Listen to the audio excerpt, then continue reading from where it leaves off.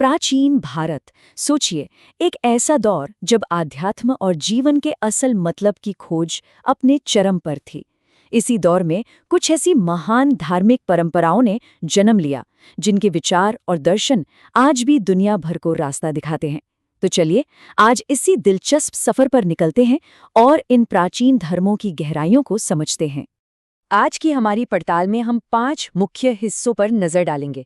सबसे पहले हम प्राचीन भारत के धार्मिक माहौल को समझेंगे, फिर बुद्ध और महावीर की सत्य की खोज की कहानी जानेंगे। इसके बाद उनकी मूल शिक्षाओं और सिद्धांतों को देखेंगे, फिर ये भी देखेंगे कि समय के साथ इन धर्मों में कौन से नए संप्रदाय बने, और आखिर में हम शैव और भागवत धर्मों के उदय पर भी बात करेंगे। तो चलिए शुरू करते हैं पहले हिस्से से, प्राचीन भारत के धर्म। देखिए, ये एक ऐसा समय था जब लोग सिर्फ पुरानी मान्यताओं को मान नहीं रहे थे, बल्कि उन पर गहरे सवाल उठा रहे थे। जीवन का असली मकसद क्या है? दुख क्यों है? इन सवालों के जवाब खोजने के लिए एक बेचैनी थी, और इसी आध्यात्मिक मंथन ने नए नए दर्शनों और विचारों के लिए जमीन तैयार की।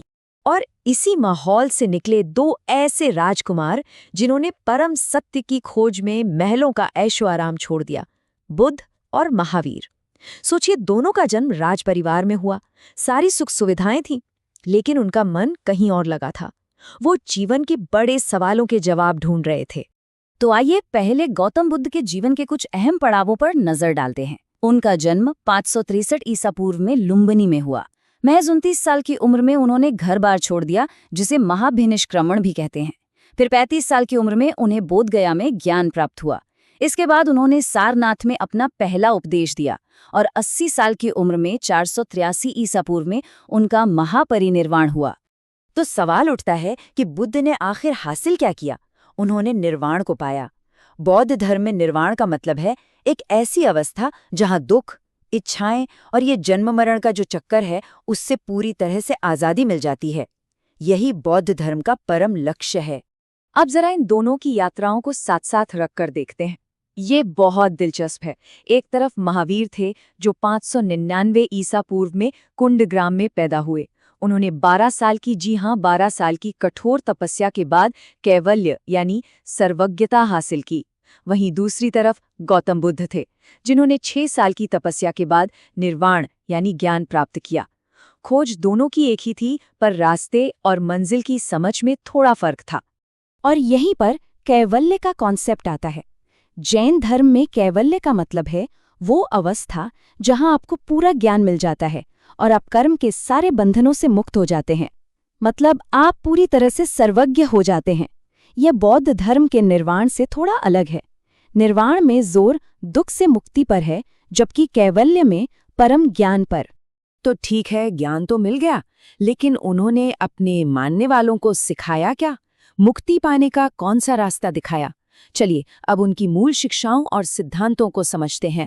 बुद्ध की पूरी शिक्षा का जो आधार है वो है 4 आर्य सत्य।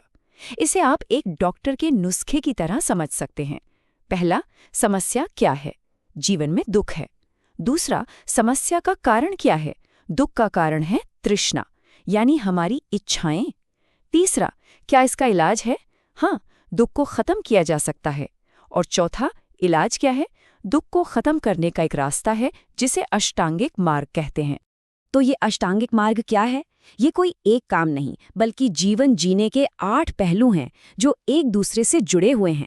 इसमें सही समझ, सही सोच, सही बोली, सही कर्म और वो सब शामिल है जो अभी स्क्रीन पर दिख रहा है। ये असल में जिंदगी जीने का एक प्रैक्टिकल और नैतिक फ्रेमवर्क है। अब अगर जैन धर्म की बात करें तो वहां पर मुक्ति का रास्ता त्रिरत्न यानी 3 रत्नों से होकर गुजरता है।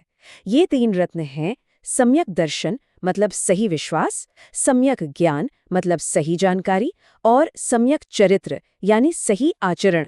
और हाँ, एक बात समझना बहुत जरूरी है कि महावीर इस परंपरा में अकेले नहीं थे।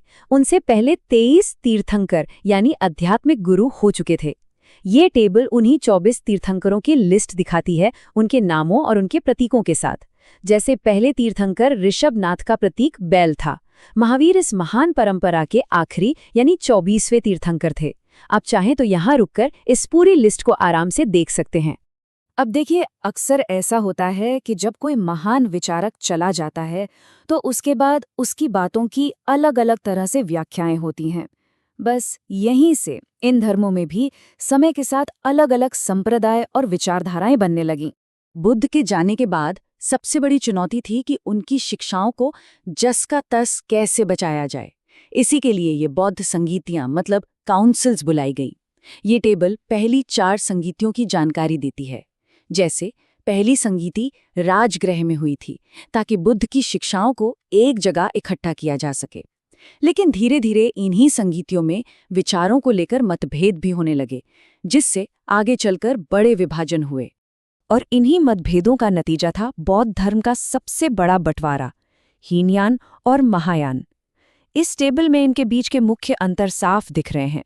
जैसे हीनयान का आदर्श है अरहत बनना, यानी एक ऐसा व्यक्ति जो सिर्फ अपने लिए निर्वाण हासिल करे।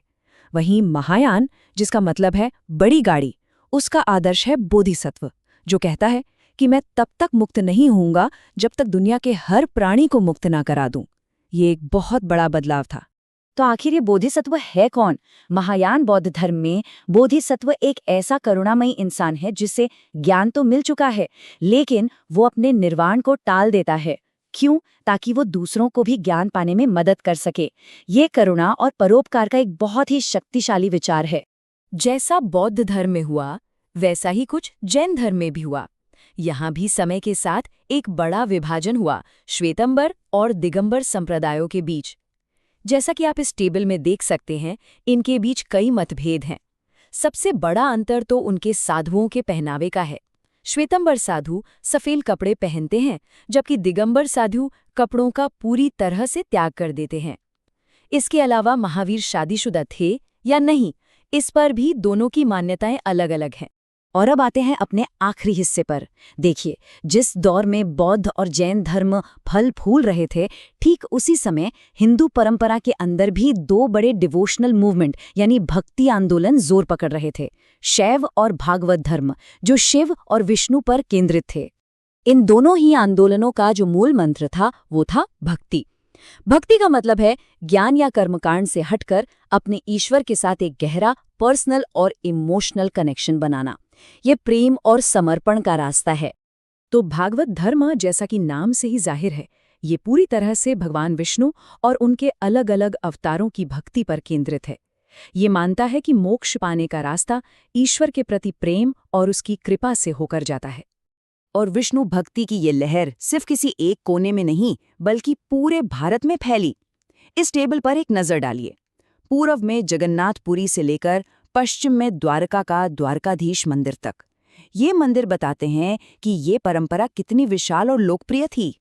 और दूसरी तरफ था शैव धर्म। इस परंपरा में शिव को ही परम सत्ता माना जाता है और उन्हीं की पूजा होती है। इसमें तपस्या, योग और भक्तिपूर्ण पूजा ये सब शामिल हो सकते हैं। और विष्णु की ही तरह शिव भक्ति की जड़ें भी पूरे देश में बहुत गहरी थीं। इस लिस्ट में कुछ सबसे अहम शिव मंदिर देखे जा सकते हैं, जैसे उत्तर में हिमालय का केदारनाथ मंदिर और दक्षिण में तंजौर का शानदार राजराजेश्वर मंदिर। ये सारे मंदिर आज भी शैव धर्म के बड़े और जीवंत केंद्र हैं। तो हमने देखा कि कैसे एक ही दौर में तपस्या, ज्ञान, करुणा और भक्ति के अलग अलग रास्ते सामने आए। सबका लक्ष्य एक ही था, जीवन के दुखों से पार पाना। लेकिन हर किसी ने एक अलग नक्शा पेश किया।